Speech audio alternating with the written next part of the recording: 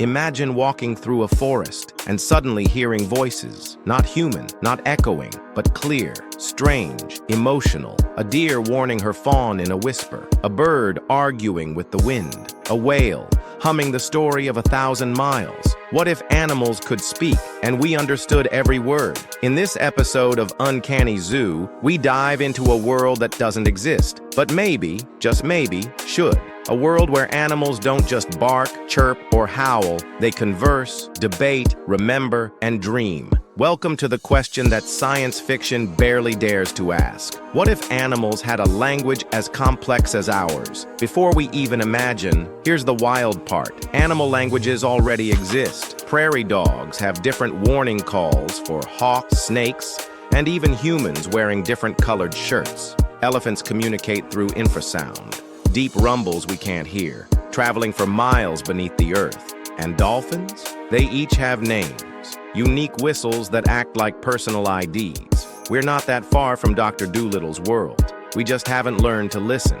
Now, what if they could talk like us? A crow might say, "You stole my bread. I remember your face. I'll see you tomorrow." No joke. Crows hold grudges. A cat might confess, "I only knocked that cup down because you ignored me." Fair. And a dog? He'd say, "You're back. Again. You always come back. You're my whole world." Heartbreaking? Yes, but also maybe true. But imagine the chaos too. You open your window and hear squirrels yelling territorial slurs at each other, bees arguing over pollen contracts, or worse, animals suing humans. "Excuse me, Your Honor. He cut down my tree, where I raised my 5 chicks. Would animal rights evolve overnight? Would farming collapse? Would we finally stop underestimating chickens? If animals spoke, what secrets would they reveal? The tiger might tell us about her loneliness, hiding from poachers. The octopus, about the time she escaped her tank, crawled across the floor, and snuck back in without a trace. That's real. The parrot? He'd gossip. He always does. We might learn that cows have best friends, and they cry when separated. That goats yell like humans because they're just as dramatic. That wombats don't like you stepping near their cube-shaped poop, their version of a no trespassing sign. Would we still eat bacon if pigs told jokes? The truth is, animals do speak, not with grammar, not with verbs, but with sounds, scents, dances, postures, and sometimes eyes that say everything.